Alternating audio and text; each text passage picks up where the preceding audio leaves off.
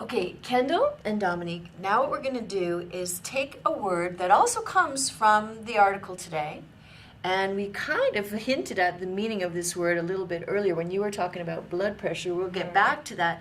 This word I want to analyze not just for its meaning, but actually the parts of the word itself. We're going to do a little kind of word analysis activity. The word itself is this word. I'm going to write this all in black to start with. Hyper.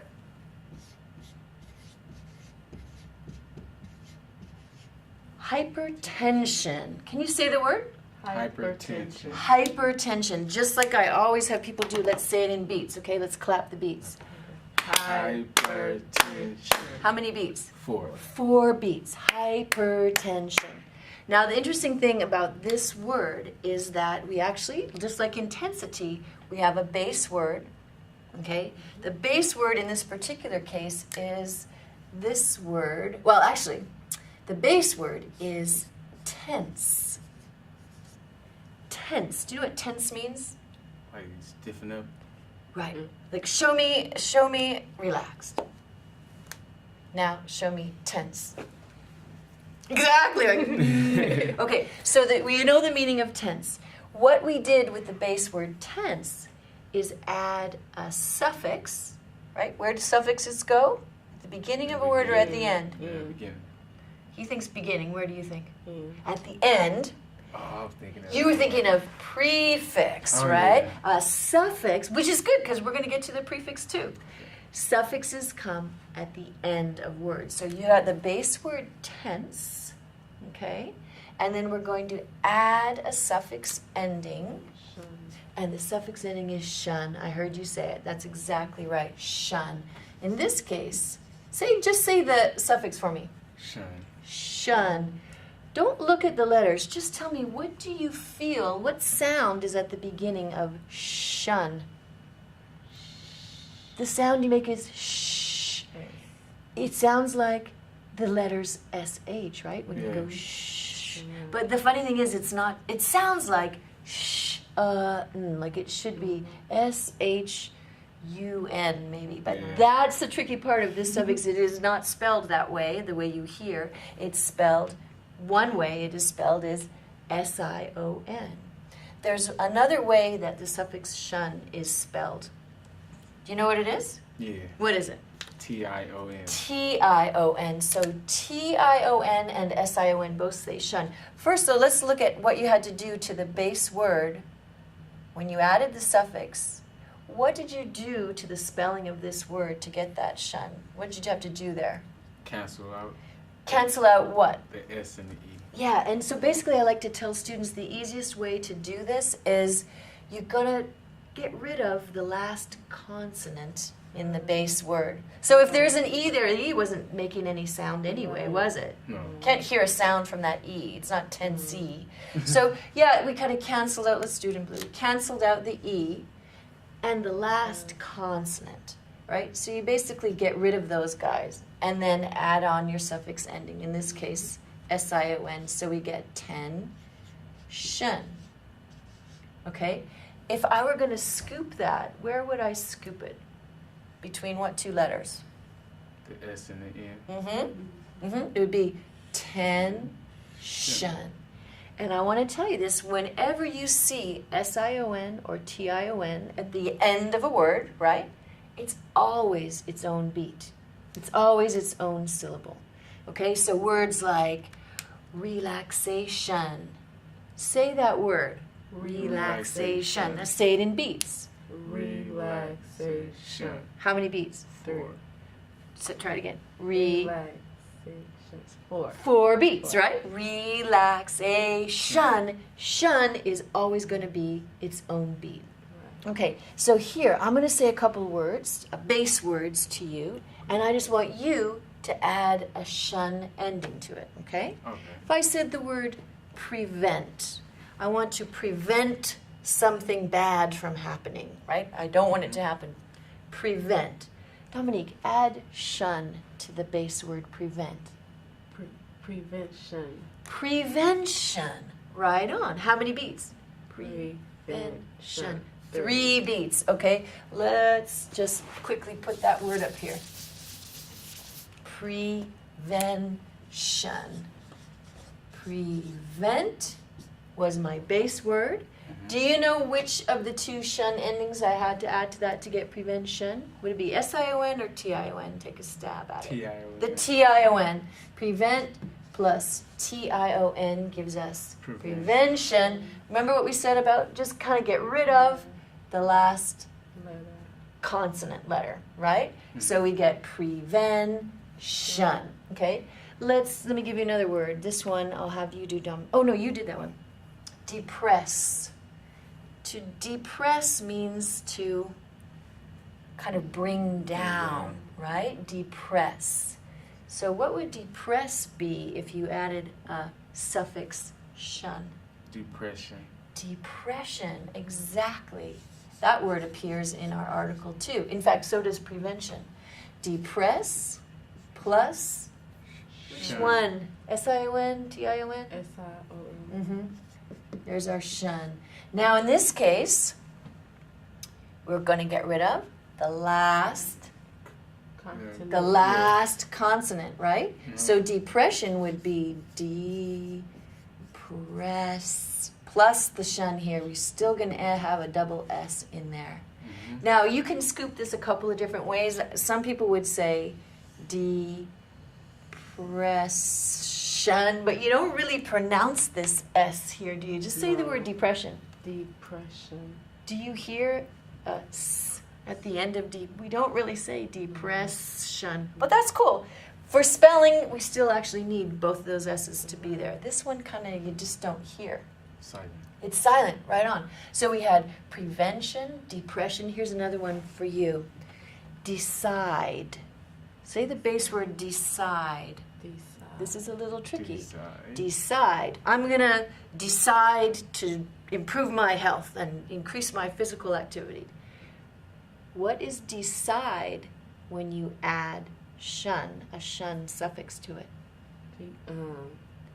Decision. Right on. Were you going to say that? Yeah. Did you know? Yeah, good on. Decision. It sort of changes a little bit, doesn't it? Let me make some room and let's just look at that word. Adding shun to the base word decide. Decide, right? Base word. It's a verb, something you do, plus suffix ending shun, right? We're going to think is S-I-O-N. But we kind of had to change things around here. Remember, what are we supposed to drop?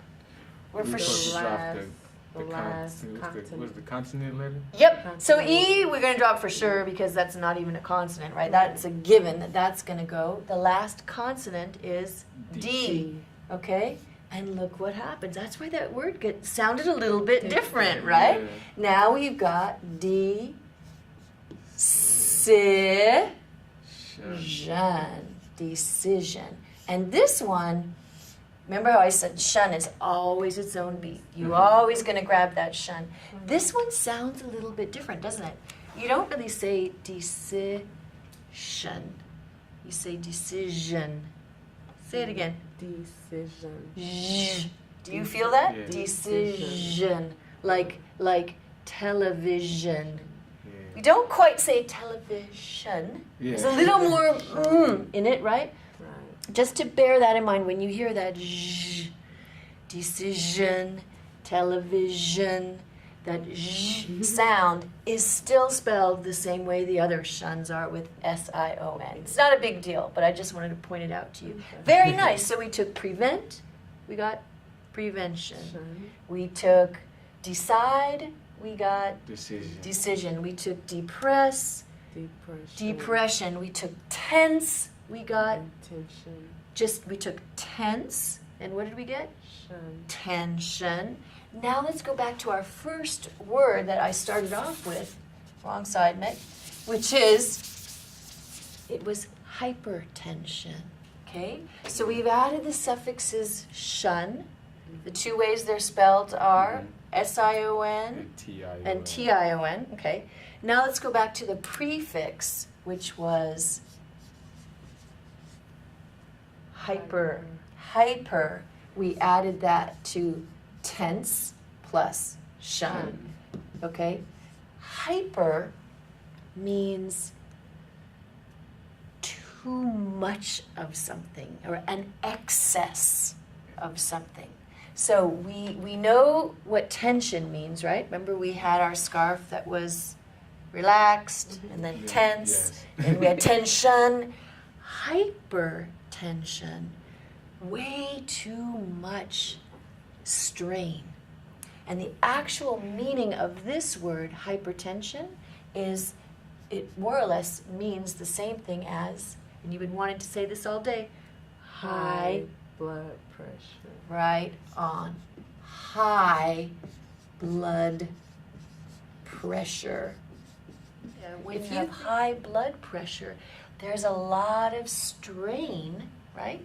A lot of tension and strain on the blood vessels that carry blood through the body. And it can lead to all kinds of really bad diseases, right? I mean, it can even cause people to die prematurely. Too high blood pressure, right? So hypertension, hyper as the prefix means what again? Too much. Too much of something. Okay, now I'm going to ask you to put hyper on some other words and see if you can tell me what they mean. Kendall, if I give you the base word active, you can think of what active means, right? Yeah. Doing things, right? Yeah. Active. What would hyperactive mean? Doing a lot of it, overdoing it. Overdoing, right? Oh, somebody who is hyperactive. Have you ever seen children who are hyperactive?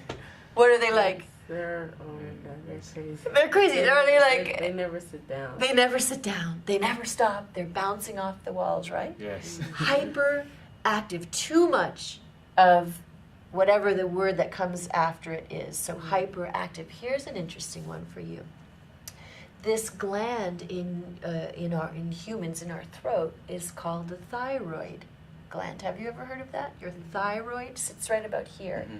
And that gland produces a hormone that helps regulate all the systems in your body, right? Especially how you burn up calories, your metabolism. So think about that. If you knew what thyroid referred to, what do you think a medical condition called hyperthyroid might mean? If you added the prefix hyper to the base word thyroid, what are you guessing? Is overdoing his job. Would you agree? That the thyroid is going in excess, doing too much? Does that sound right? Yeah, it That does. is exactly right, both of you. Hyperthyroid is a condition where the thyroid gland is knocking itself out, and it can make people feel very ill because it's doing its job in excess, putting out too much of something. So hyperactive, hyperthyroid, hypertension. Let me think of one other word. So today we studied the suffix ending. Remember, suffixes coming on the end of the word. Suffix ending shun, right? Yeah. Which we have spelled which two ways? SION. And TIO. Shun and shun. Do you always grab shun as its own beat? Yes. Right, exactly. Shun. And to spell it, we always had to kind of get rid of the last consonant in the base word. Good job. There may be an exception to that somewhere, but that's pretty much the way it usually goes. Okay, so we looked at the suffix shun, and we looked at the prefix Hyper. hyper, meaning too much of something.